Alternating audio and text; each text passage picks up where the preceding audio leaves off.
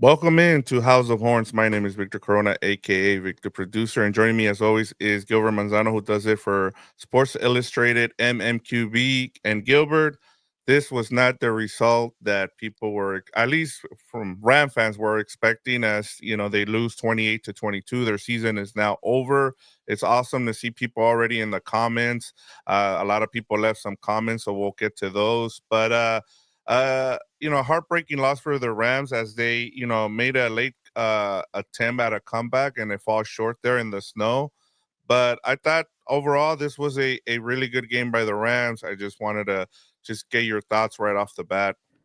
Yeah, it was definitely a hard fought game for the Rams to make it a one-score game, a 6 point deficit with 2 minutes to go, with Matthew Stafford having the ball. That's probably an ideal scenario that you want, even if the game wasn't as ugly as it was in the first three quarters for you to claw back into the game. Like, say it was just a close game going back and forth. That's the situation you want. You want Matthew Stafford with the ball at the end, go ahead and drive. Even Pukunukul had a terrible game, 37 yards at the end. You're right there. It's just it went back to what happened throughout 3-4 quarters. Jalen Carter was a monster on the front there for the Eagles. So we spent a lot of time talking about the Rams defense up front, but the one thing they're missing, and maybe they'll get there eventually, with maybe Jared Verse will find that superstar level.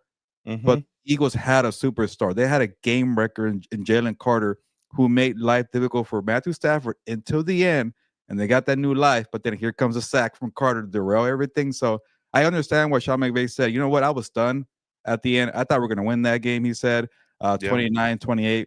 So to be in that scenario, it says a lot about the team. But we're going to break down here in the show, why they felt like they felt one step behind throughout the whole game, and it cost them at the end. Yeah, I think you're spot on there. I know we got a lot of flack from Eagles fans saying like, "Hey, this is going to be a blowout" and all that, and the Rams showed like in terms of the talent, yeah, they're behind the Eagles in terms of talent, but it just tells you, Gilbert, that coaching matters in this league. And I thought the Rams did, especially with the elements. I thought they did a good job of forcing the Eagles into some bad situations. I thought the Eagles offense, yes, I get it. Like Saquon Barkley had another great day. He broke off, a couple of, 60 and 70-yard runs. But the Rams were in this game, as we said, like it wasn't like the last time they met each other where it was it was a dominant performance. You could tell. I mean, Jared Verse put on a show defensively, Gilbert, and one of the things that I thought it was really impressive. We also heard, well, this is the best offensive line the Rams have faced, and they're not going to do that again. They had 7 sacks in this game, so the defense stepped up. I thought they did what as much as they could do with the talent deficiency that they had. But in terms of you said it, like this game they had a chance to win it. I thought it was over once they punted. I said, oh, there goes Sean McVay again punting the ball late in the game, just like he did against the Lions. And credit to him. I thought the only criticism I would have of McVay, Gilbert, is that he just waited a little bit too long to go up tempo, because the best this offense looked was when they were going up tempo. And I feel like once they got down 2 scores, that's when he decided to go up tempo. And I thought he waited a little too long for that. Yeah, I'm with you there on the coaching aspect, Victor. And you're right. That was a great game by Jared Verse. It's just, and you mentioned it too. The Eagles have a little more talent, or I shouldn't say a little. They have a lot more talent. Yep. And the way I was trying to think about this game, there's two reoccurring things that happen when the Eagles and the Rams play. One, they can't stop Saquon Barkley. They can't stop Yeah. the edges, and they're gonna need to address that in the offseason. Maybe get some bigger linebackers. Get more linebackers who are able to help out with the against the run, because you have the great pass rushers who are able to excel at pushing the pocket and get to the quarterback. They haven't found that next level of, okay, when you're an experienced defender, you also got to set the edge. You got to stop the run. You got to go here and there, and they're playing off of athleticism and talent from being first and second year guys, and they don't have that crafty defender like a Zach Bond doing Hmm. great for the Eagles. They have a young front too, but Zach Bond was making the difference. They're playing cleanup at the end. So you know that was the one thing, Saquon Barkley. But for 3 games in a row, even before Barkley got there in 2023, every time I watch the Rams and the Eagles play, it's so much harder for the Rams. They can't really keep up. Even one score deficits seem like double digit lead deficits. Like it was like a 3 point game, 5 point game, 6 point game for a long stretches in the second half, and they couldn't crawl their way back into the end until they fell behind 13 points and they got that touchdown from Stafford. But it just seemed like they had Yeah. so many opportunities. Fumble from Kyron Williams, by the way. Uh, Yeah. Maybe another a pattern there when you play the Eagles. Stafford fumble too. There was a bad sack too that Stafford took. It's just I started breaking it down. There's one strength that the Rams really have over the Eagles, and that's their defensive front. The only problem is the Eagles have a pretty damn good one themselves, and they Yeah. play better. They had the superstar in Jalen Carter. Eventually, Jared Verse will get there. And I love, by the way, that he embraced the heel, doing the Mhm. thumbs down to the Eagles fans, saying, bring it on. They might be a learning lesson there somewhere for a rookie, but I thought he backed up his words. He played very well. I actually enjoyed that aspect of it. But to get to my point, they have that front, but the Eagles have that too. They also have linebackers. They also have a secondary. Oh, and they have the best offensive line in the NFL. And maybe you Mhm. have the better passer Stafford over Jalen Hurts. But you know what Jalen Hurts does? His mobility complements Saquon Barkley. When you have to deal with the headache of Saquon Barkley and throw in the athleticism of Jalen Hurts, now you're playing mind games like who's going to keep the ball Yeah. 44 yards for Jalen Hurts on the opening drive touchdown. They just have so many more weapons. They have more depth. They also have been there before. And the Rams have now reached the ceiling here of, okay, you got creative with the salary cap. You're not spending too much money. You're going on young guys, but you already paid the Yeah. tab on 2021. Now it's time to get a Yep. new Super Bowl contender roster because you have a ceiling here now. Yeah, and we'll get to it. I think when we wrap up our season on whenever it is on Wednesday or Thursday, Gilbert, we'll talk about what the future holds for Matthew Stafford and all that. But I thought Matthew Stafford was great in this game. I mean, 26 of 44, 324 yards, two touchdowns. There was a couple of throws he put out there where they could have gotten picked off, but that's the thing when you have a Matthew Stafford, and we'll see what happens with him. He did say, post game that when he was asked about it, he said, It's been 30 minutes since the game ended. I'll take some time to talk with my family." But he still feels like he's got some football left in him, and we'll see how the negotiations go. I mean, technically he has 2 years left on his contract, but they can each side can go their own way. I think the leverage here is with Stafford because they don't have someone that can replace them unless they go and trade somebody, Gilbert. So we'll talk about that during our wrap up show. But I just thought Stafford played well in this game. And one of the things where, you talked about in terms of the talent, I thought Jalen Hurts, I thought got hurt and kind of, uh, instead of playing a save, there was a couple of things where I was just like, what are they doing? Like, I feel like the Eagles let the Rams back in this game. I mean, I don't understand what that bootleg call was. I was like, okay, I guess the Rams are going to take advantage of it here, and it's going to be because we saw the same thing, Gilbert, early in the season. And I know, I'm sure Eagles fans are going to be frustrated by this, and I'm we'll get into it on Four Compas when we talk about the Commanders and Eagles, but like I feel like with we let me get back to my point in terms of hers. We saw it earlier in the season where they try to get the ball to Saquon Barkley on a little short pass against the Falcons. They missed that opportunity, and then the Falcons came back and beat them. I thought this was the same script the Rams were going to use with Matthew Stafford. They were going to, take that mistake by the Eagles and go ahead and score, and it just came up short. And you talked about it. Jalen Carter is a beast. That there's a reason why he should have been the number one pick. I get the whole off the field stuff came about and the Eagles took advantage of it. But I know a lot of people were talking about, the Rams should have traded up for Bowers. But I mean, seeing Jared Verse, man, he was playing that heel, like you said. I thought that was outstanding and good on the Rams, man. And like you said, they need to go out there in this off season and spend now. Like you've gotten under the salary cap, you paid the credit card. Now go out and spend and go get yourself a Super Bowl team because you have everything going on right now in terms of you have young talent and now if you can bring back Matthew Stafford, this Rams team should be a Super Bowl contender next year, Gilbert.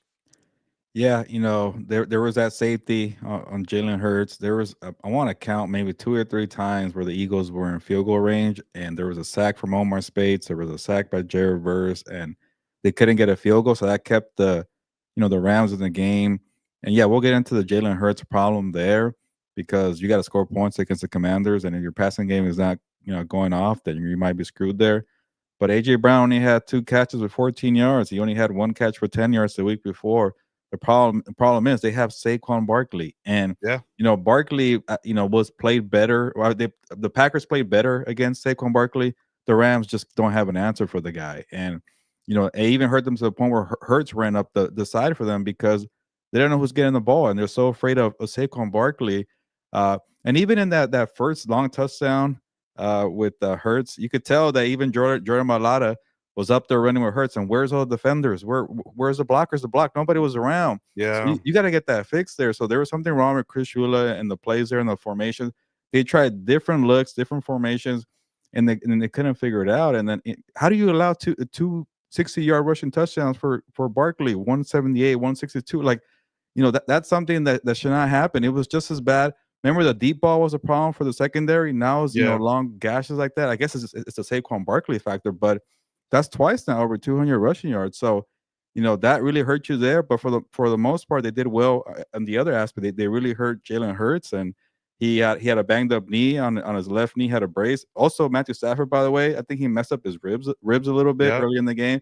That could also maybe affect them offensively. But and I know it's not about this game here, but the entire 4 games, man, a lot of defensive teams stepped up, man. Championship caliber yeah, defense. Bobby Wagner and the Commanders, Jalen Hurts and the Eagles, the Chiefs. With Chris Jones, and we just saw with the Bills, man, Matt Milano and Terrell Bernard stepping up there for that defense to contain Derrick Henry. What the Bills did against Derrick Henry, the Rams couldn't do with Saquon Barkley. The damage is already done there. So you got to get that fixed in the offseason and figure that problem out there, Victor. But yeah, we could break down this game in so many ways. There were so many opportunities for both sides to pull away. It was just a combination of a good defense and a star running back that did it at the end for the Rams here. yeah. And I agree with you. I mean, at the end of the day, when you have the better talent, you should be able to win. And honestly, like I said, that's why I really like the Rams' chances because they had the quarterback and they had the superior coaching. I felt like, and Nick Sirianni didn't do himself any favors. He's lucky they won this game because if they didn't, I think all hell would have broken loose in Philadelphia, especially being up. What was it, 13, and then the extra points. I mean, that Elliott would have been the Mhm. kicker. Would have taken a lot of the blame there for missing the two PATs. So yeah, it sometimes it comes down to these little things, Gilbert, and especially in the playoffs because your weaknesses get exposed, and you're starting to see that with the Eagles there, and the Rams came close. They almost pulled it out, and well, that now their season is over. But Gilbert, I wanted to get to some of these comments.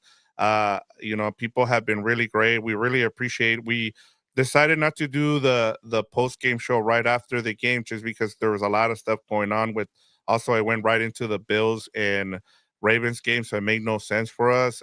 We wanted people to come back and be able to share their thoughts, and we really appreciate it. Honestly, like it's been a great season because of you guys and everybody who's either listened or watched us.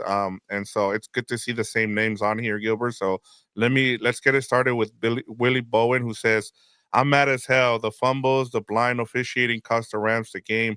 Leslie should sign Sander Horvat, a legitimately strong, powerful fullback." So Okay. they want to get the fullback involved in this offense, Gilbert.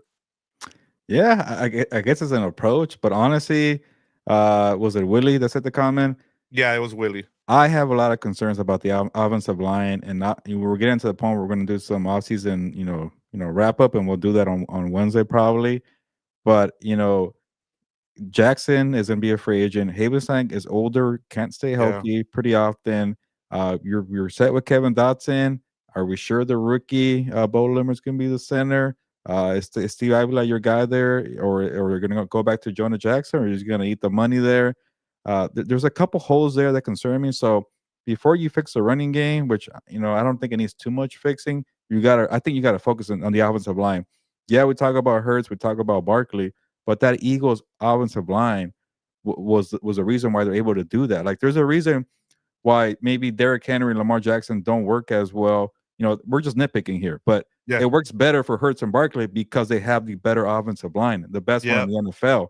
So I want to see the Rams focus on that before they start talking about getting a fullback and getting maybe another running back. Yeah, you need to fix your left tackle situation.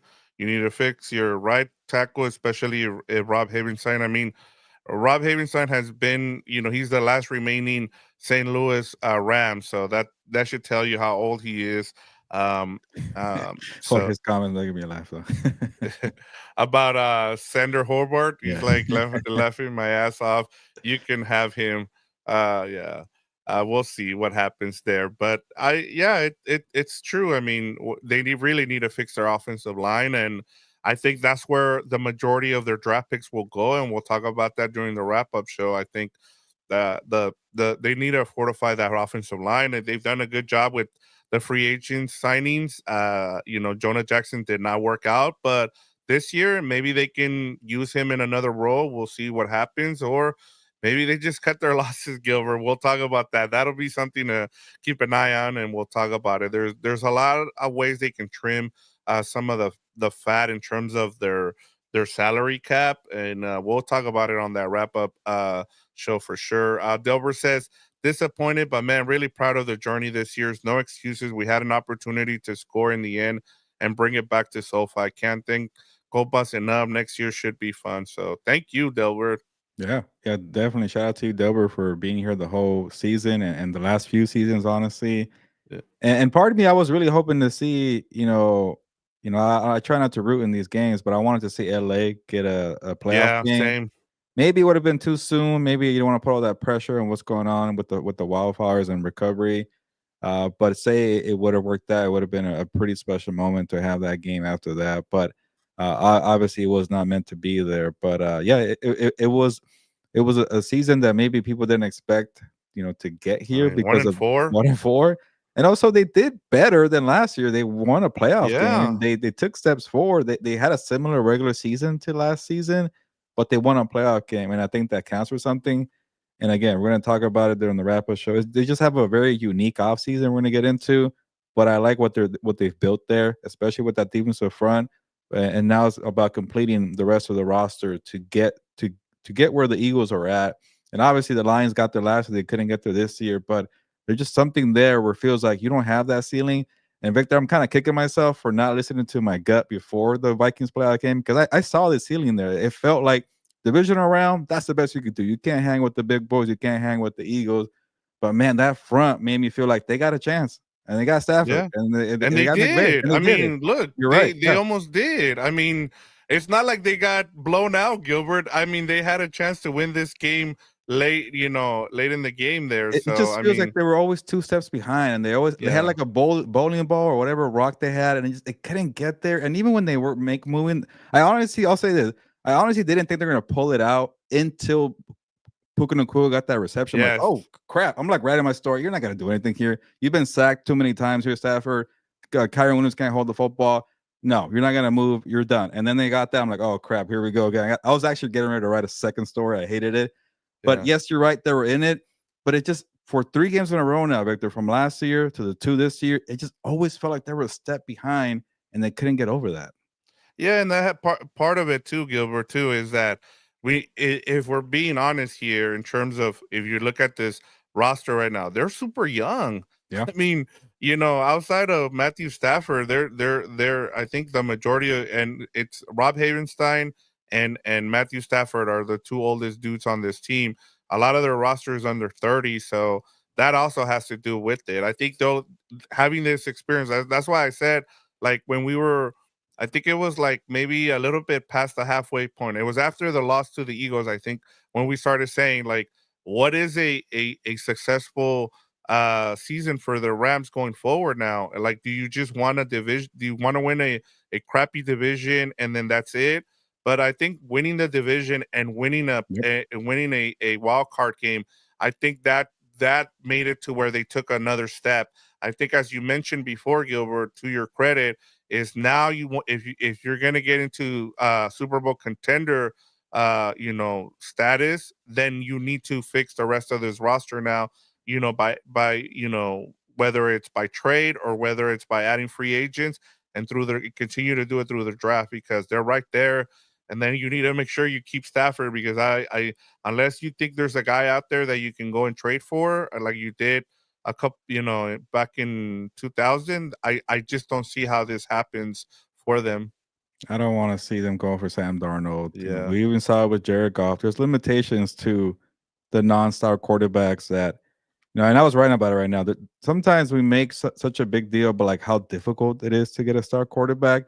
But do you know how difficult it is to have a limited quarterback and have the surrounding be so perfect? Like Brock Purdy and Jimmy G couldn't do it with a perfect roster of the 49ers. Jared Goff is not going through that, and two different franchises. Like you got to build a very stacked roster. But even then, like we just saw Josh Allen didn't need to be a superhero for the Bills. Yeah. It's like it just matters about, you know, I'll say this: you got to have a franchise quarterback to help you increase the odds to win these games. It's Mm-hmm. not everything, but it's also better than having to feel like you got to be perfect to help out your quarterback. Yeah. But you win these games in unique ways. Jaden Daniels had no business being a stacked Lions offense on the road. It just football has a funny way of working out. But I'll say this: I'd rather have the franchise quarterback than the one who's limited. So I'd rather have Stafford until you find something better. Maybe you draft somebody and you go that route, and maybe not this draft. I don't like this draft, well, at least from what I hear from the experts. But uh, he You played just never well. know, Gilbert. Yeah, Honestly, that's like, true. I think yeah, Mike Tomlin was the one that was quick to remind people to say Lamar Jackson 31st, 32nd yeah. pick in the draft, Jalen Hurts second round. So maybe that's the thing. That's the point, Victor. Trust the next move of Les Snead and Sean McVay, because so far they've been pretty right with this core group. Yeah, I agree with that. Let's continue on here with the comments. The Worm was another great comeback season, Rambros, but we couldn't finish. Eagles won the game, but they didn't beat us. Unfortunately, we beat ourselves. Rams should have capitalized on that safety, but didn't. I'm guessing is what he was going to say. And Hmm. honestly, Gilbert, I felt like those two turnovers really cost them the fumble. But as you mentioned earlier in the show, Kyron Williams and then Matthew Stafford, like I kept like I even in that drive with Matthew Stafford fumbles, I'm like, you just need to be able to get to fourth down and be able to punt the ball here, just with all the pressure that they were under, and the offensive line just couldn't keep their blocks there. And I thought Big Fangio did a good job of sending some pressure there, which he generally doesn't do. He doesn't blitz much, but he did a good job there. And it wasn't until they went up tempo that they really, which I thought, like, that's why I mentioned Gilbert in our previous show. Like, hey, maybe use what the Commanders did with Jaden Daniels and go up tempo here, and they just waited for forever. Which honestly, I'll be honest, Gilbert, right now, I'll tell you this: I really like the Commanders to beat the Eagles in that game next week. Yeah, I do too. I think that offense is for real. I'm tired of people looking at the roster and saying, "Who do they have besides Terry McLaurin?" But we'll get into that soon. Yeah. But I'll say this about Stafford in the passing game, and Dano reminded me a little bit from both sides. Yeah, it sucks that Braden Fisk, didn't finish the game. He got injured. I think it was the last one that he had Oh, comment okay, there. I got you. But yeah, Braden Fisk got injured, but also for the Eagles, their rookie stud got hurt too, and Quinion Mitchell. And I thought anytime that Matthew Stafford was attacking his side of the field, they had success there. I think Demarcus Robinson got like a 48 yarder. He took the ball away from Isaiah Rodgers. Yeah, Cooper Kupp got a 30-yard reception from Isaiah Rodgers. Puka Nacua beat Isaiah Rodgers on a third down blitz where Stafford saw it, checked down. Kyron Williams got the block on the blitzer, and he threw it to Nacua, but he dropped it. So there yep, was moments to take advantage there. It's just to the credit of the front for the Eagles, everything was sped up a little bit. There was chaos there, so they weren't able to hurt Isaiah Rodgers. To the credit of Isaiah Rodgers, I think he picked up the Stafford fumble too, by the way. mhm, Uh, but at the same time, I'm thinking about again more scenarios that occurred. Shout out to the Rams defense for only holding the Eagles to 2 field goals on the 2 fumbles, because that game would have been ugly or over yeah, before that. So, yeah, a lot of breaks there, a lot of missed opportunities too from the Rams. So again, I just keep going back to like it just felt like they were playing with boulders and trying to keep up. Yeah, and I mean they kept the game close, and that's all you really wanted, and have a chance at the end, and that's what they had. Unfortunately, it just that sack by Jalen Carter, I think, threw everything out of whack after that on third down, and I even saw, I think, a video with Dan Orlovsky where he said if he doesn't make that sack, the Rams had, I think it was Tyler Higbee on a little I don't know what you call it, but it was like a kind of like a dig route where he went one way and then turned, and then the defender fell, and he would have been in the end zone at that point. So, yeah, I mean that was a huge sack by Jalen Carter, and it was a miscommunication on the offensive line there with Bo Limmer and Steve Avila, who no one picked up Jalen Carter in that situation, and he got the sack, and that was the ball game, unfortunately. Because then it didn't matter by that point because I know they had a chance on fourth down, but you knew they were bringing the house there, and Stafford was just trying to get rid of it on fourth down. And I know people are mad at the officiating. I get that, but you had a chance to win the game. I just wouldn't blame the officiating in this game. And you're dealing with elements too, like with the weather, with the snow. It's just hard to do your job there. So I give them. They did catch a lot of, like, I didn't even see the false start on that put on the tush push, and then they like zoomed in, and I was like, oh, okay, I see it on Lane Johnson, which forced the Eagles to kick the field goal. So like I said, I don't like to blame the officials, especially when games like this. Maybe I'll make the exception when it's against the Chiefs and it's pretty obvious when people keep bringing it up. But with this, I'm just like, look, the home team, that's why you get home field advantage, man. Like that's just the way it's gonna go. Sometimes you're gonna get favorable calls. We see it in every sport, Gilbert. Yeah, it's not really an excuse, and I don't want to say let's let the officials off the hook, but at least it's been consistently bad. All Yeah, games, I could say there was some terrible calls, questionable calls. true. Even that Commanders game against the Lions, why was Dante Fowler called for a face mask when he didn't do a face mask and he Yep. stuffed David Montgomery on third down? But to the Commanders' credit, they were able to manage that.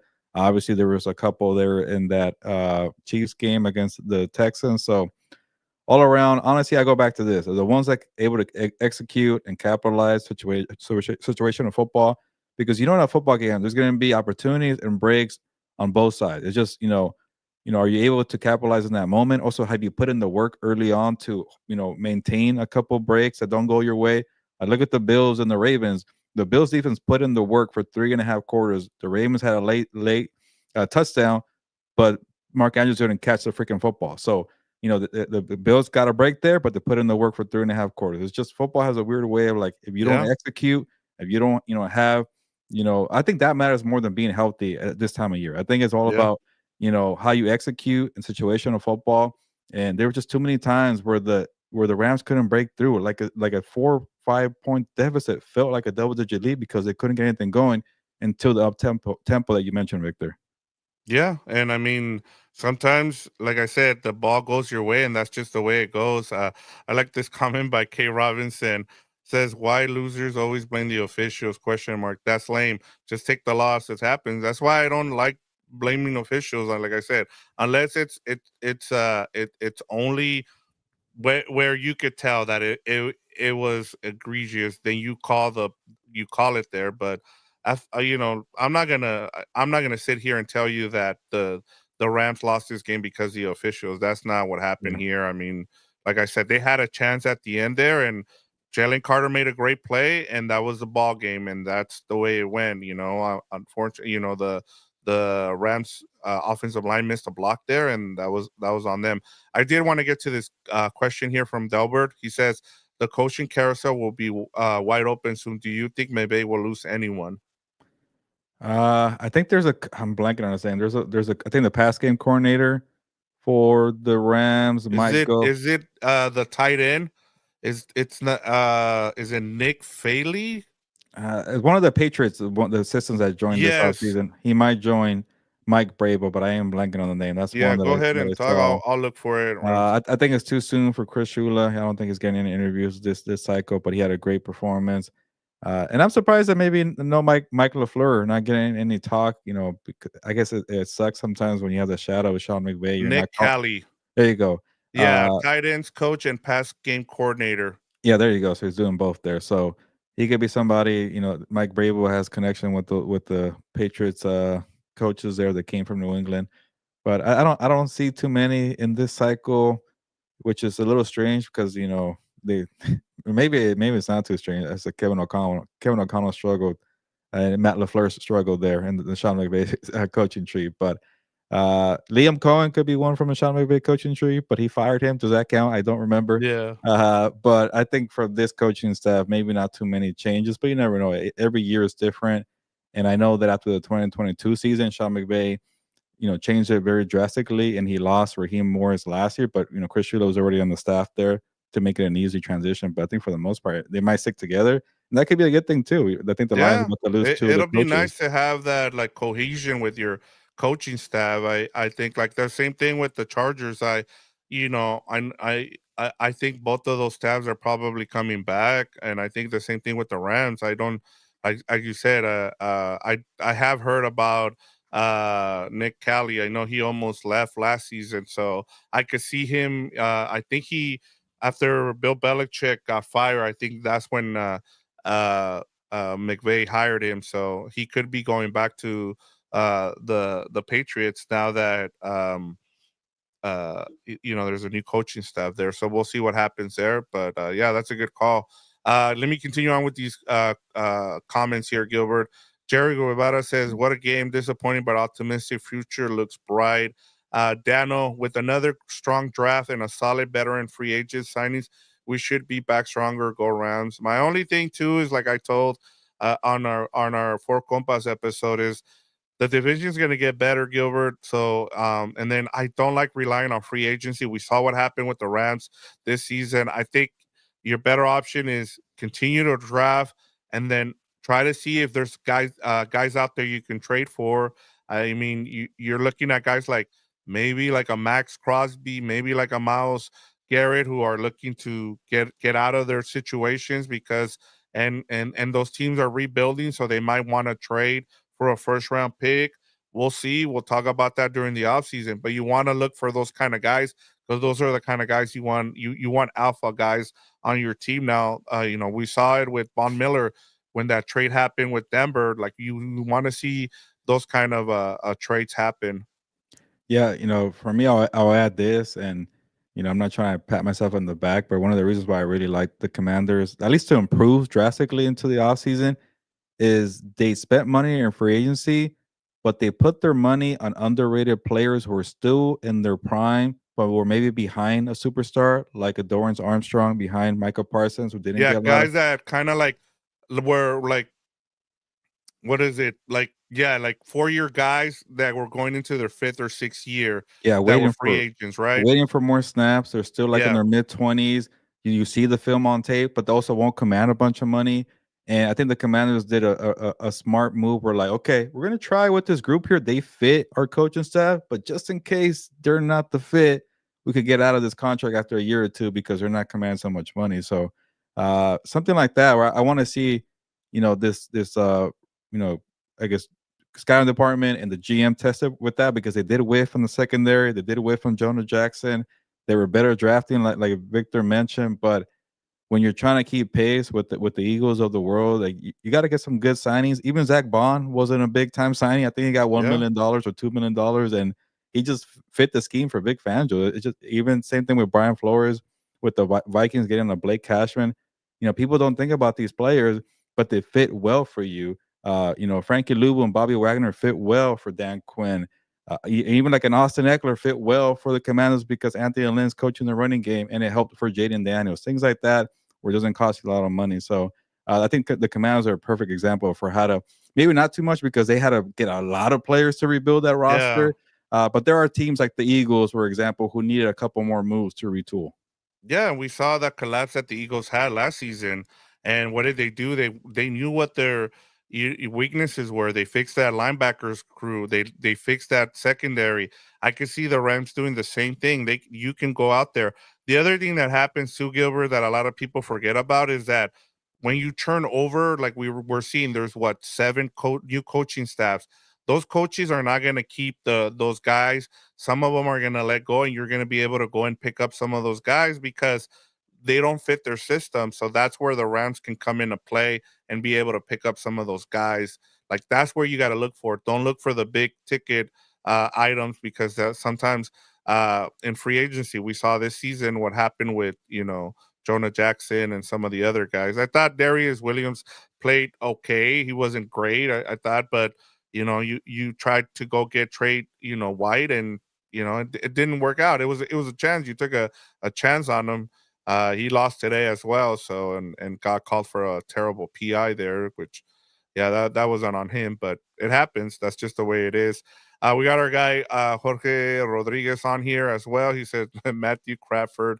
Rams will be screwed once Stafford's out. The Chargers and Gilberto will be the true team of Los Angeles. So there you Herberto go. team. Yeah.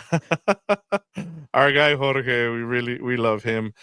Jerry Rivera says, is Greenlaw too costly? He's an unrestricted free agent in March.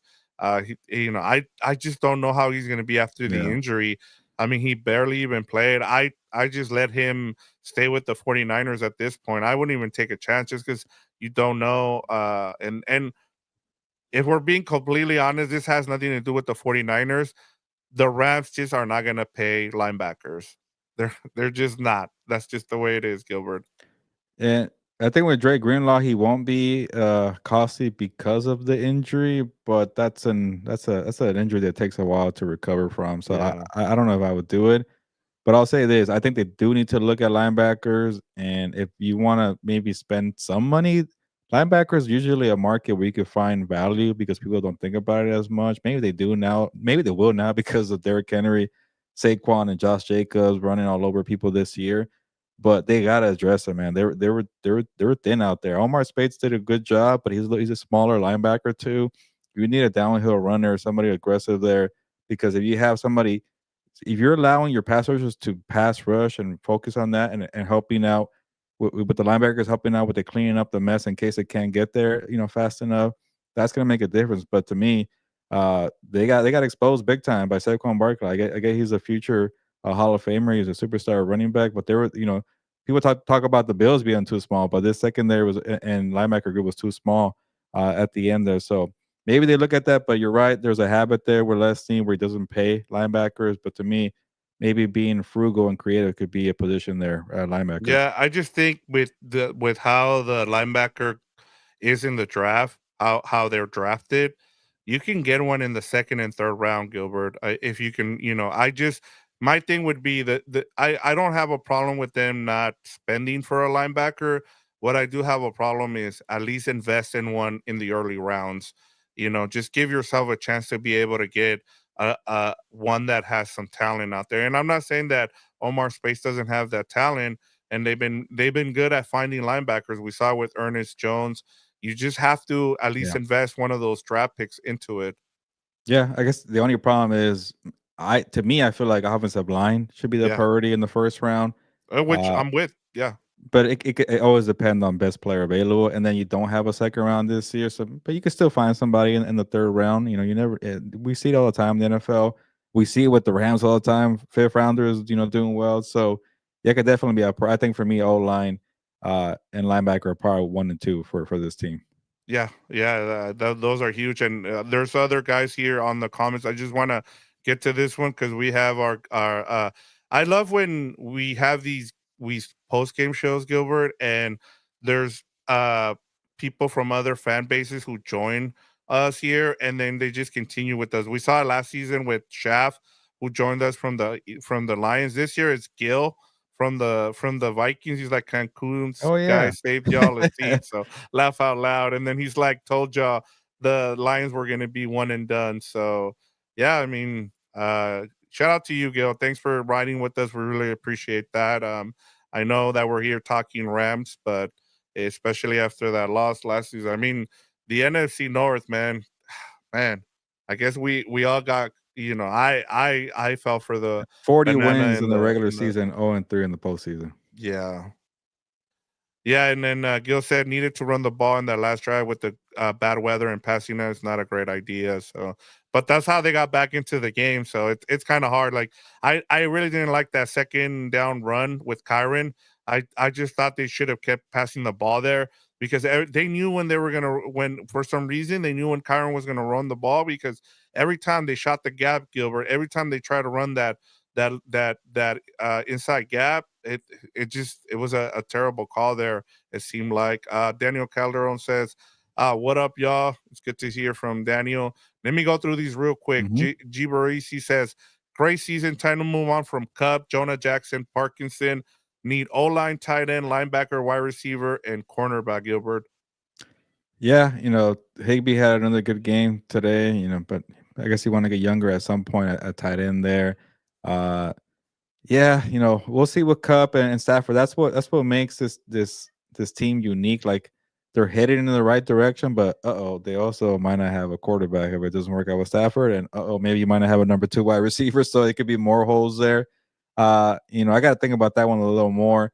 Jonah Yeah. Jackson, you got to figure it out, or maybe there's an escape clause with his contract. We'll figure it out there, but uh, tight end is not a big priority, but it will not hurt to get younger. The one thing about this team that I've noticed, which I do wonder a lot about Stafford's, in the Cup, being with the team, every other position and all the moves this team has made since they won the Super Bowl, they've gotten younger. They've gone with the draft. They're not really paying a lot of contracts. They're not making a full effort to retain the old guys because they know this game is a young man's game. So we'll see what happens with those two players. Yeah, I mean, we'll talk about Cub. We'll talk about Jonah Jackson, Parkinson, and Matthew Stafford on the wrap up show. Daniel Calderon says, we had that W. Kyron needs to prove himself next year with the fumbles. I think Gilbert, with, especially with Blake Corum in the picture, I think it's going to be pretty much that'll be the last year we see Kyron Williams in a Rams uniform. Yeah, unless Blake Corum doesn't take a step further, in the second year he rarely played his rookie year. He got hurt for the playoffs, so it's gonna be a big time year for Corum to show the Rams that hey, you could believe in me, and you could let him go. And Kyron Williams didn't really take off into his second year as well. He was playing behind Cam Akers his rookie year. He got hurt a lot his rookie year, took off that second year, and then still did his thing in the third year. But we'll see how he does in the contract year. But those fumbles, man, that was a problem, and you could tell it got in his head too because he was pretty Yeah. pissed off. But to his credit, he got over 100 yards rushing today. Yeah, he ran the ball well, except for like I said, like Jalen Carter again made a great play there. I mean that was he forced a fumble last game and he did it again in this game. Evan Hall says, "I agree with you about fixing the offensive line for sure, and I appreciate you guys so much. We appreciate you, Evan. Awesome to hear from you. Especially during the post game shows." So Daniel Calderon says, "Hope we keep Cup until he retires. We'll see what happens there." Jorge wants to know when's the fearsome foursome going live? Uh, Tuesday, yeah, Tuesday. Tuesday. Before the fearsome four becomes three for the rest of the Super Bowl, I guess. Yeah, we'll see what happens. It says Stafford proved we need to re-sign him, so we'll see. And then I guess he said Daniel Color is going to cost about 46 million to keep him. Is it my guess is what G Parisi is saying, but we'll see. For Jonah Jackson. For I would say for Matthew Stafford, right? Oh, for his contract. Yeah, I would think so. He got another 40 million this year, and he only has $4 million guaranteed next year. That's why it's a quarterback dilemma. You can't you can't go into a season as a star quarterback only guaranteed $4 million when people are making $50 million. Quarterbacks who haven't done anything that you've done in your career. So he's gonna use that as leverage. He's gonna try to get his money. I don't blame the guy. He's still playing good football. But honestly, that's probably the best case scenario for both sides. Do another 1 year contract. We were guaranteeing a lot more money up front. That's what happened. Remember, there was a whole thing in the summer, and yeah, I think he got like a $40 million deal. We're guaranteed money.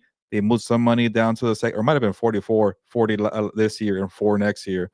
But now you got to do it again. Get another 40, or yeah, I guess that's probably the going rate, 40 to $46 million. Yeah, I think yeah, Kyler Murray is I think making he hit it 46 right on the too. spot because Yeah. like you look at some of these $50 million contracts. I mean, you still get like a $10 million discount if you're if you're the Rams. So Yeah. that sounds about right, between 40 and 45 million, 46, right around there. Sounds about the right the sweet spot, but we'll see what happens there. We don't know what they want to do, if they want to move on, if they want to keep them around. I would assume they want to keep them around just because Yeah. they don't have a succession plan right now. Daniel Calderon says no snow equals Rams win. Gibarese says hurry up. Offense at the end was effective. Should have done it throughout the game. That was one of my things. Is I thought they should have done that like more often in this game. But I get it too. You want to keep. You don't want to go three and out doing the hurry up offense, and then you give the ball back to that offensive line in the Eagles. And so I get it. It just felt like he waited too long. He could have done that in the fourth quarter a little bit earlier, but hey, man, it came down to the last possession there where they had a chance to win it. So you can, it's hard sometimes to not blame McVay for being a little conservative. Yeah, there's a lot of opportunities that were missed there in that game. Yeah, it was. It says the worm says it was great when Stafford took out that Eagles corner. I mean, Oh, yeah. yeah, I Quinion thought he was Mitchell gonna went get out. hurt. He might have got hurt in that play too. I think that's where he got the injury. Yeah. I don't know, but I know when Quinion Mitchell went out, I'm like, oh, I'm surprised that it wasn't Stafford who went out. This is a great point by Jerry Guevara. Says the thing with Kyron is that he is critical not only to the run game but for blocking. He's an excellent play. I mean, he picked up some blitzes there. Then Mhm. I was really impressed with that too. So especially like that's the thing. That's why he was playing a lot of these games over Blake Corum, is because Blake Corum didn't pick up the offense. And uh McVay just didn't have any. He have any trust in him. So we'll see. Now he'll have a whole full offseason to be able to get incorporated into the offense. And like you said, it took even Kyron Williams a season to kind of get into it, and he replaced Cam Akers. I still remember everybody was hitting you up for fantasy advice because that was the first year you were covering the Rams. So yeah, Yeah, and and I it told ended up people it's being still gonna be Cam Akers, and it was. yeah, I don't think Sean McVay shies away from that. yeah. If the number one guy's out there in training camp, that's usually gonna be your answer. So if Kyron is say Blake Corum is eating snaps in training camp, that's gonna be our answer. Yeah. And then I wanted to there's a couple more because we have some new names on here that I want to make sure we get. We have Jose M says, I wish Herbert had the Eagles offensive line. Yeah, I mean, Yeah, I I think a think a lot lot of of teams wish quarterbacks. they had the Eagles offensive line, not just Herbert. Yep. G. Barizzi says Rams should draft the best available player, regardless of the position. I think that's pretty much Yeah, their philosophy, right? Unless yeah. I, this season it was more a fit with Verse and Fist, just because it made a lot of sense. It's gonna be a unique draft because I have not heard much good things. There's no position that's like, oh, that's gonna be like sometimes wide receiver, oh, wide receiver, or like, yeah, there's no quarterbacks, but you get a nice quality lineman, not even lineman. The best tackles might be better guards, and do you want to spend a top 10 pick on a guard? So maybe one falls to you to help you out there at tackle or Mhm, guard, but also you got to figure out what position they are. So I have not heard a lot of good things. I know there's two wide receivers that are pretty good, but they'll probably go in the mhm, top 10. Arizona wide receiver and Travis Hunter from Colorado. But other than those two guys, I don't really hear. Well, I know there was that tackle from Michigan, but these are like they're very limited to one per position, and they're usually going to be in the top 10, not the Rams territory. So maybe mhm, there's one you fall in love with. You go up to get that cornerback from Michigan or the defensive tackle from Michigan. So those are two guys that seem pretty like they're studs there at their respective position there. But it just usually every draft has like, damn, that's a lot of good running backs, or damn, you're gonna have a bunch of maybe a couple good tight ends. And last year it was six quarterbacks taken. Maybe this one will one be good from this class. Maybe it's Kenny Pickett's draft all over again. So it's gonna be unique in various ways. So for the Rams, like you probably want to keep Stafford because you know that the draft might not be good for quarterbacks yeah. either. Yeah, and the thing I've heard is that it's a good running back draft. There could be like at least 10 of them drafted in like that are good, like within the first 4 or 5 rounds. Um, yeah, that's what I've heard. It's not a good I mean, wide receiver is always gonna be good. You're gonna be able to find those. Can you find those offensive linemen and defensive tackles in this draft? That'll be where you wanna kinda hit on. But I don't know. Like we discussed what their needs are. We just don't know which way they're going to try to go. So we'll leave that for the wrap up show, Gilbert. Red State, welcome. It says last 2 years have been a fluke with injuries. We have been in playoff games for 2 months now and finally lost one. So that is a really good point Hmm. there. A They've been playoff tested. Louisville fan and Rams fan. Maybe that's from the St. Louis days. The Yeah, holdover. we'll see. But man, I don't know. Uh, I'm thinking Midwest. You know. yeah. We have Matt Harrop who says go Birds. So we have a Eagles fan on here, and the worm says Max Crosby would be awesome with the Rams. We'll see what happens there. Like I said, he's might be looking for a better situation there, especially with the new coaching staff coming in. Rest State again says Ernie Jones didn't do us any favors turning trader right before game one. They traded him. That wasn't on him. That I don't know about that. Yeah, Uh, they didn't how want to much pay him. would it? How much would it take for how much would it take to trade for Max Crosby, Gilbert? At least a first round pick, right? I think so, and I think he just got paid not too long ago, so maybe you could hold up No, a he's second. got like so he's looking for guarantee money. That's the Oh, thing. He's then that's yeah. maybe you'll get him for a second round pick because that's the case. But then, do you want to give him a bunch of money? I guess you can. He's a very good edge rusher, but I just don't see Tom Brady doing that. I don't know. Yeah, I'm not saying Mark Davis anymore. It's Tom Brady's calling the show. yeah. But yeah, you never know. You never know. Delver says Puros Cuernos Compas, great job. Hey, it's great. Whittington, and that's another good one. Whittington will be great at wide receivers for us. Cup is fan staff will be back. So he's already saying they'll be back. And even the Worm says Whittington is our swift, nice army, great player. He is also physical, just like Puka. So yeah, that is true. Yeah, that's pretty much does it for our comments, Gilbert. Just give me your final thoughts, and I know we'll get to our wrap up season episode on Wednesday most likely. So make sure you join us for that. We can talk about all this, guys. You guys can tell us what you guys want to see. Where do you guys want to see improvement with this Rams team? As we said, we already said offensive line is going to be a big priority, and then also there's that secondary trying to find a shutdown corner there. That would be something to improve on. But yeah, just give me your final thoughts here in terms of, this team starts 1-4, they make the playoffs, they take another step, but they fall short here against a very talented Eagles team. Nothing to, feel bad about. They took another step though. For the most part, the Rams pretty much showed us in this game who they've been throughout the whole season. A very dominant defensive front with an inconsistent offense, and they were inconsistent throughout this game. Offensively, they had a nice touchdown to counter the one that they had with Jalen Hurts there, the Eagles. But they just had too many long stretches where they couldn't get anything going. Obviously there was a fumble from Kyron, but that wasn't everything. I think the Rams are going to go into this offseason and kicking themselves for not getting Puka Nacua more involved, not being more creative with that. Like you mentioned, the up tempo. So the offense, blowing it a little bit and not being consistent. That's what bit them at the end a little bit because that's what happened throughout the whole year. That's why they were 1-4. That's why they needed to wait until week 17 to get the NFC West title. But that defense is on the rise. They couldn't help out the offense this time around because the Eagles just had too many weapons and too much depth on both sides of the football, and they got Jalen Carter, but they got Jared Burris on that side for the Rams, and I thought embracing the heel was awesome and backing it up. He wasn't rattled after Saquon Barkley stopped and gave him some trash talk, on that first touchdown.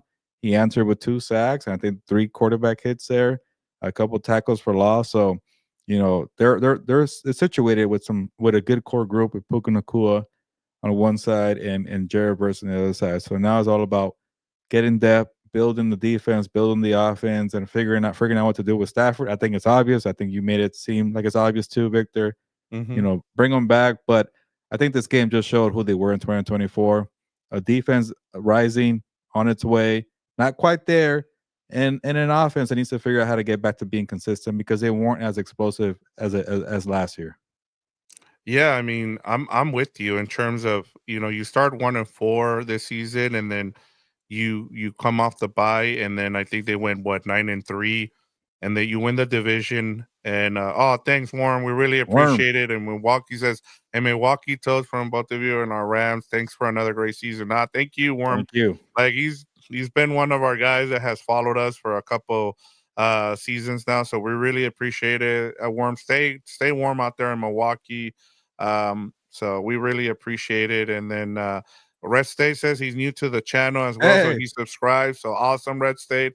We welcome. thank We've you. been here for a little bit now, for a couple years now, and yeah, it's just awesome to see this channel continue to grow. And like it's awesome to see. Even Jerry Guevara says, "Thanks, guys. Enjoy your podcast for the Rams this year." So, yeah, like it just like if nobody knows, I hope I'm okay to say this, but Gilbert is gonna be a dad soon, so he's getting ready for that. So it feels like the season ended. Oh, keep it coming! Awesome, Jerry. it is Jerry. Yeah. Thank you so Tell him a much, sob Jerry. story where I'm, Wow, I'm about to be a yeah, like dad. I need more the money. worm got it rolling. Now we got Jerry on here. Just continue to show the love. We really appreciate it. And then Red State says, "I love real football talk." So Oh, thank you, perfect. Red State. That's probably the highest compliment you could give us, man. Yeah. Yeah, Uh, exactly. So that's awesome. Yeah, so I feel like the season ended at the right time now because your baby's doing a couple weeks here. And so yeah, it was gonna be hard for us to kind of continue to do House of Horns with us two because of that. So it feels like this season ended at the right time. But just getting back to the Rams in terms of what they did, it it just tells you having a good organization from top to bottom. Gronky, Les Nees, Sean McVay, up that from top to bottom. It's being built the right way. We talked about them being able to pay for their credit card now. Like they've been invested in draft picks and they've been able to hit on those, and that's been good to see. I think the growth and the development, Chris Shula coming out of nowhere and putting on a coaching clinic the last to finish out the season, what he's been able to do with that cheetah package has been awesome to see. And just if they can just continue to build on this, as you said, I thought that was a great point by you. Like it's time for you. I wouldn't say someone asked, is it time for them to go all in? It's not time for them to go all in. It's time for them to take that next step to be a Super Bowl contender. Go out there and build that roster like you can, and build around Stafford. Like you have a window here with Stafford for another 1 to 2 years. If you can re-sign him, it looks like he feels good. It feels like he's established himself in the LA community, especially what happened with the wildfires and him coming together with the community. Him and his wife are starting to become part of the community here in Los Angeles. So everything's there for them to take that next step. So we'll see what happens, but I think that's been the biggest thing, and it's awesome to see this in terms of the development. That's what you want to see as an organization, as a fan base, and also us doing this podcast. It's when you have something that's well run, just continue to add to it, Gilbert. yeah, I think the one thing that I'm sure a lot of Rams fans don't forget, but when you're talking about this team and the way they're building this roster is like they won the Super Bowl in 2021. The best organizations in the NFL are the one that keep making these Super Bowl windows. They find new core groups. They stay consistently good. They make the playoffs on an annual basis. And since Sean McVay got there, they've done that. They had the Jared Goff group and Todd Gurley group. They got the all-in Matthew Stafford Rams. Now they got this young group here with Puka Nakua, and they're in the playoffs. And yeah, the Eagles are a little ahead, but they also had to go through this process after they won the Super Bowl in 2017. They had to reinvent themselves and get that depth. They were steps ahead. They were years ahead. They didn't get it done in 2022. They're trying again, but they're in a similar path where they're finding new windows to get this core group and be a Super Bowl contender. The Ravens do it all the time. Yeah, I know the Ravens haven't got to a Super Bowl in a minute, but Lamar Jackson, Joe Flacco, the Bills have done that too without getting to the Super Bowl, but they're consistently good. There's different ways to do it. Either I'd rather have the way where you win a Super Bowl, maybe have a one down year, and then you try to climb back up. That's probably the better way because you win the damn Super Bowl.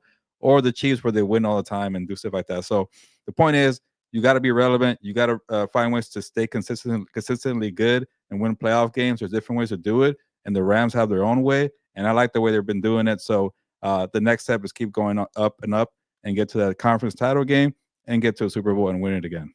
Yeah, I mean the Ravens motto is not a bad one. I mean, I get it. Like they haven't won the Super Bowl, but the thing with the NFL, especially with injuries every year, and especially we're getting to the point where we're gonna get an 18 game season.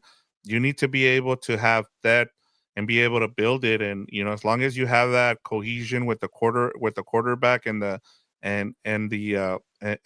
head coach, I think you're in a good spot. And like I said, it all depends on what Stafford decides to do. I know a lot of people that I think that's the biggest thing. If you can get Stafford back and for a couple more seasons, I think you can build around him enough to where you can build that offensive line. They tried, Gilbert. I mean, they wanted to make this a running team. The Jonah Jackson signing just didn't work out, but it happens. But they were able to draft well, where they found a guy in Bo Limmer, and that's why I say free agency that is just you want to add to it. The draft is where you really become a playoff team, that you're always in playoff contention, and that's where you want to be, because once you get in, as we saw with the Commanders, anything can happen, and we don't know how long that run's going to continue for the Commanders. But you just things can fall your way, and you're in the Super Bowl next thing you know. So we'll see what happens there. But yeah, to Great Irons Beauties, he says the draft will be the key. More young talent coming. This need, and McVay vision will continue. Yeah, it should be a fascinating off season. I'm gonna have to be watching from afar while I'm on diaper duty, like Yes, Delbert says there. But yeah, it might be a minute before you see me on House of Horns after Wednesday's wrap up show. Victor also deserves a break there, but hopefully you'll come back sooner. Maybe a guest appearance from Fernando. We'll see okay. about that. But yeah, I'll probably take a couple months off to figure this out, but hopefully I'll be back by the draft and we get it going. I probably won't be able to help out as much during free agency, but we'll see if Victor finds a pinch hitter for me to break it all down, because they do have a lot of moves to make. They got a lot of question marks to figure out. But hey, it's all moving in the right direction when it comes to building this roster here.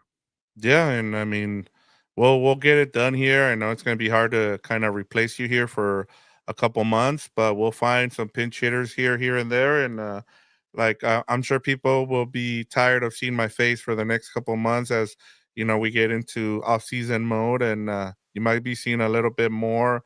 I'm gonna try and do a little bit more during the off-season, especially since you're gonna be gone for a little bit.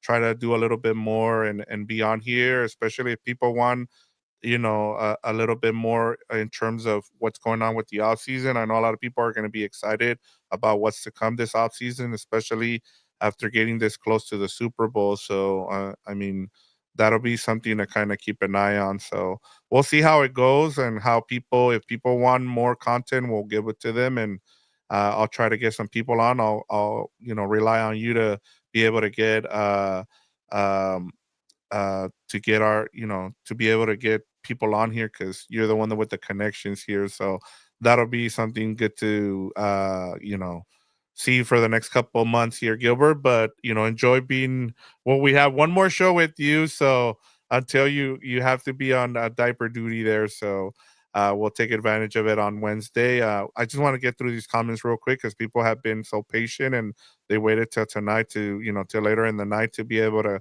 come out. And then if you join it, if you watch this on later on, make sure you leave us a comment, see what you want to talk about.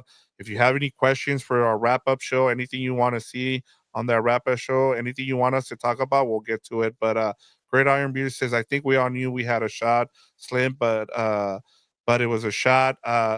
But the turnovers and missed catches were a big deal. If we convert on those at each clock, and we would have been more ahead. That is true. Mhm. Red State says Quincy Riley is the best cornerback for Louisville. Has had since Jair Alexander. So just saying, Oh, that'll be somebody I'll keep an eye on. all I'll right. write that name down, Red State. So thanks for passing that over. I'll start getting to draft mode right after the Super Bowl. I'll start doing a little bit of research. I think the Rams, I think, are going to pick 28 now. I believe. Mm. I'll keep an eye on that. And then I'll just keep going here with Great Iron Beauty says McVay is so passionate about this squad. Our defense is still going to get better. Stafford will return. This Rams team has a core group to build on. Uh, and then we set that one so proud and earn respect from the Eagles. And then earn our founder is a big Rams fan. He would love to contribute weekly. So there you go, Ah, Gilbert. You okay. might find a contributor there. We're Ah, always looking for ah, people. all Like I right. said, we are willing to collaborate with people. Mike Malasky says, "How mad are you guys with the New York Giants for letting Eagles get Saquon Barkley?" Uh, Uh, I wonder if Mike is a Eagles fan, or I'm guessing because or a Giants fan. Is he I frustrated? mean, I think the NFL is just mad that they let him just walk over. I mean, I think the person that's the most mad is the owner who said, "I will be mad if he ends up having doing big things with the Eagles," and he ended up doing big things. Yeah, Saquon Barkley with with that offensive line is it's unfair at times. So yeah, I'm sure people are mad about that, but I think the team that's the most mad is the Giants because now they have to watch a NFC title game with two NFC East Oh yeah. rivals, the Commanders and the Eagles. Everybody's happy, well, besides the Cowboys, but I was gonna say the Cowboys having everybody else has been to the NFC title game, Gilbert, besides the Cowboys in that time period since they were last there. So yeah, that it's is crazy. been I 30 mean, years almost for yeah, them. So maybe yeah. the Giants and the Cowboys Cowboys, are I the think, are most the mad most mad, about not this. the Rams. I don't think. I think the Rams are just don't want to see Saquon Barkley. If they can avoid him, they will. Christian S says, "Yo guys, I'm from Philly, a diehard Eagles fan. Although the Rams gave me a real heart attack, they play their hearts out. I hope you guys are doing okay and friends and family are safe." Ah, Thank you, Christian S. thank That you. is awesome. I we love hearing this from. Like we were trying to have a civil conversation with Eagles fans in our preview show, and it seemed like they were just mad. And this was going to be a route and all that. But I get it. That's awesome to hear from people, and so yeah, Christian S, thank you for all that. We are both Well, it's doing, hard to keep it civil when Jared Verse is saying, "We hate Eagles fans." So, yeah, that's uh, true. so yeah, but now that the dust has settled, the game's over. I like these comments from Christian here. Yeah. Jerry Guevara says, lastly, best coach, the gunslinger, and a solid D question mark. I'll take that against anyone go around. So yeah, I mean, as long as you have those two, I think you should be. Mhm. Yeah, like I said, you're going to be in playoff contention. Now is adding to this roster so it can be a Super Bowl contender. Great Iron Beauty says Giant fans front their front office is really sad administration, and They yet kept them though. they kept the coach and the so we'll see what happens. Atimi Rodriguez says, "Hi, I'm from Canary Island Space. We should try to get Jaden Daniels when Stafford retired. He is awesome and would be amazing if he comes back home and play for the Rams. I think it's going to be. I don't think they're letting Jaden Daniels leave Washington in the next 10 years. If they do, that's just malpractice Hey, there, how about Gilbert. getting somebody from the Canary Islands in Yeah, Spain? Wow, that's pretty cool. yeah, We're that is worldwide. awesome. House of Horns everywhere. That's awesome. Yeah, that's really cool to see everybody. It's like 6 I wanna say 6 hours ahead, so it's probably like 3 in the morning there, 3 or 4 in the Wow. morning somewhere. Let us know if my math is correct or not, but, it's awesome to hear from people on here, and one last Yeah. one here from Gridiron Beauty says, "Hey, Verse played well enough and he held I his own." Yeah, he I played the loved it. heel great. Yeah.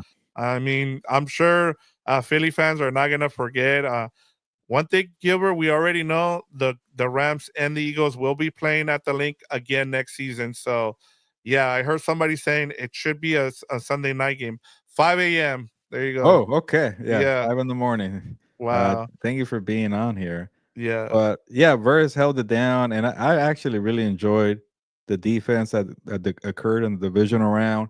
I know it came up short for Will Anderson Jr., but he put on a show there. Jalen Carter put on a show. You know, obviously Jared Verse put on a show. So to be in that territory with some of those game records in the NFL says a lot about a rookie right there. Yeah. I mean, I thought he's gonna win rookie defensive player of the year. It sounds like from everybody I've listened to. I thought him not having like more sacks and Fisk actually leading the team was gonna keep him from winning it, but just from you telling me and just reading and listening to other people, it sounds like Jared Verse is gonna win the rookie of the year. I've been surprised at before Gilbert, but Yeah. or Shock. I mean, it could be Quinyon Mitchell with the Eagles. He played really great this season, so we'll see what happens there. Yeah, you're right. But regardless, man, that one sack that he got early in the game where he had a move on Lane Johnson to lose him, and then he shoved Mekhi Becton. He knocked him on his butt with just pure strength, man. Like you saw everything on display Yeah, in one move, and then the how viciously he dropped Jalen Hurts, and then he had the thumbs down. Like that was just a game wrecker right there. That was a yeah. great play. No, I thought it was great, especially after Saquon when he went on that long touchdown run, kind of was trolling him. Hmm. And then he comes back in the next series and he just like that play, Lane Johnson, he like picks up Lane Johnson and then goes and just trucks Mackay Penton. I was like, wow, like that's some mainstream. And that's what you need, man. You need a guy like that. So that's awesome. We really, yeah, like that's what you need in a. That's why it was a great pickup. I know he felt to them and they were happy, and a lot of it had to do with those six quarterbacks being drafted early. Couple more here, Gilbert. We'll get through these and then we'll finish up and close up shop. Kyron will be fine. He's a great top five back. Shula just needs to stash a can of Stickum somewhere close by. Yeah, I Gridiron Beauty agree. says, "Hey guys, Mob Squad MX is a big group and supporters. Mexicans and Hispanics are diehard Ram No, fans, and look that's at that. pretty much how Gilbert saw me on doing this podcast. It's like, hey, there's not a lot of people who look like us doing a podcast for the Rams, and I mean, Gilbert was he's the reason why we started this podcast, and he was the beat reporter for." The Southern California News Group for a year there, and then before he moved on to Sports Illustrated. So yeah, I mean that's part of the big reason why, because there was a lot of people like us that look like us doing a podcast about the Rams. Yeah, and I love that we're doing it our own way, and people seem to enjoy it, and they're coming Yeah, over, and we're growing, and here we are, late night, 5 a.m. In Spain, apparently, and after a loss too. Keep in mind, and people are still yeah, dropping comments, and they're listening to us talk over an hour. So we're doing something right, and I and yeah. I and I really appreciate all the support for that. Yeah, we really, yeah. I mean, even one more comment here. Hey, I always appreciate your analysis and insight, solid takes and breakdowns. We appreciate you. I mean, we honestly, the way this community has grown has been awesome. I know and I get it. We try to push for subscribers and all that because that also helps with being able to keep this website up or the channel up, I should say. But at the same time, just having this community and how it's been growing, I love it. It's just organic. It's not something that we're trying to give you guys, fake, kind of stuff out there in terms of how we feel about the way we talk about this team. It's just that's where we try to be as balanced as we can, and it's been awesome that people have been receptive to it. So that's what matters to us. Yeah, no, same here. Like we had that one comment about real football talk. We try to have a balance of like, keeping it, down the middle, keeping it fair for both sides. Obviously, I know there's more Ram supporters here, but we're gonna give you the real truth here. We're not gonna give you, too much coach speak because at the end of the day, we don't know what schemes and plays are Yeah, going out there. But we're gonna give you the best of the knowledge that we have, when it comes to being a football head. So, and also just having a casual conversation. We're not gonna know the answers here, things like that, and surprises occur all the time, and I'm not afraid to admit when I'm wrong, and I'm not afraid to brag when I'm right. So it's just about having fun and doing enough, research. Not too much where you're just talking numbers and it's boring. yeah. But I think we found a good mix here, and it's I'm glad that people really enjoying this. And it's what the third year for us, 2022, 23, 24, and here we are. We're going to the year four of House of Horns here. Yeah, it's been a successful like every year we find new people and it's been awesome. Like, I know this season, I mean, Great Iron Beauties has joined us, Jerry Guevara has joined us. There's been others. I know there's Delver's been with us for a while now. The Worm has been with us for a while now. So it's the same names. That's why I like Daniel Calderon has been there for a while. G Barisi has been there for a while. Dano has been there for a while. So those are names we know, and it's because either and some of them I think Michael something is someone Wheelock we haven't seen for a while. So I hope everything's cool with Michael Wheelock. We haven't heard from him in a while, so hopefully everything is okay. But yeah, it's awesome to see the same names on here and new teams. So it's awesome. Yeah, I mean, hit the like button. It's free. So I mean, we appreciate that, Red State. It's true. One last one here from Delbert, going Notre Dame.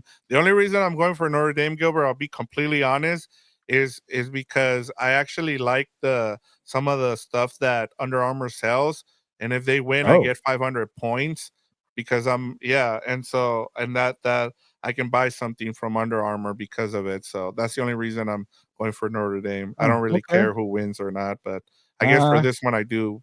I didn't really care about the winner, but maybe now I'll shift to Notre Dame because I guess in a way I'm kind of like an Under Armour person recently because my partner's Caroline's nephew works at Under Armour and he's always hooking it up with gear. So I'm like, Oh man, then I I need guess to talk to you then. yeah. So I had some new shoes that Caroline got me. I'm like, okay, I guess I'm an Under Armour person. Yeah. Yeah, hopefully the literally their Under Armour stuff, like their the stuff you wear under is really good. Like it's better than Nikes, I would say. And I'm a Oh, Nike person, but yeah. I yeah. also got a sweat zipper hoodie, but I'm saving it for the hospital. I'm gonna wear it Oh, there you for go. when the baby arrives. So there you go. All right, Gilbert. So the Ram season comes to an end, but you know things are looking up for this team. They're in they're in a good spot now. They're gonna continue to improve this team. So we'll see. Like I said, we'll be back for the wrap up episode on Wednesday, and then we got one more here. Great season, guys. Enjoy your night. We can't wait for the draft and off season news. Same with us, Gridiron Beauties. We appreciate you. But yeah, Gilbert, last thing to do for us is wrap up this season, do our episode on Wednesday. So we'll see you guys there. Can't wait to talk more football and kind of look for towards the off season. There's a lot to look forward to with this team, Gilbert. Yeah, it's a good season, good 2024. We're now in 2025, but we'll see what the future brings. And like I mentioned, Jared versus on the rise. Last year it was Puka Nakua, so they're always finding new stars in LA. And it was a challenging season, on and off the field. And it was great to see that the Rams, were able to win a playoff game and bring some positivity to the city after the wildfires. So that worked out there after the Monday night win against the Vikings. So overall, like I mentioned, I thought it was a successful season because it took steps forward. They won a playoff game, they won the division, they keep finding new star players. So, hey, let's see what happens in 2025. We got one more comment here. I don't want to butcher your name. Is it Atimi or sort of find like a Spanish accent to say? What do you think, Victor? Atami. It might be Atami? Aitami Sorry, Rodriguez. but how about A Rod? But nah, A Rod's been taken. But No. yes, but we'll find a way to say. Hopefully, we're not butchering. Apologize. Great content, guys. Just found you tonight, and we'll keep following the channel. I couldn't be more proud of our team this year, given the injuries and having such a young core. Thanks for the podcast. Shout out to you, Rodriguez. By the way, that's my dad's last name too. A Rod, cool. We'll take A Rod. A Rod, and I'm a fellow Rodriguez, Manzano Rodriguez. But yeah, thank you for finding the podcast. I guess we're doing something right. If people are finding it in Spain, I love that. And then Delbert has a boxing question. He knows the key to my heart. I'm gonna go with Dave Benavides, but I am worried that he's rattled by the opponent. These pressers are pretty funny because he likes to give him crap for his Spanish. He's like me, where we're forgetting so much of our Spanish. Not A Rod because she's in Spain or they're in Spain. But yes, getting Benavides to win on February 1st. All good things with the Yeah, Marshawn there's Lynch another person I picture. haven't heard from Uh, all night. So yeah, waited until the last minute. yeah, Good I night, know. good season. I love the picture. My favorite profile picture here of Marshawn Lynch, who, by the way, was a great guy to interview not too long ago for me. That was awesome. And then one more from Gridiron Beauties, Rams House. Good night. So on that note, it's time to get going on to 2025 football season. It was a great 2024. A lot of memories, a lot of great games, a lot here on the channel here. Thank you so much for supporting House of Horns, Compas on the Beat. We're also on the rise like the LA Rams. Time to get going. Ya nos vamos, pues. Vámonos.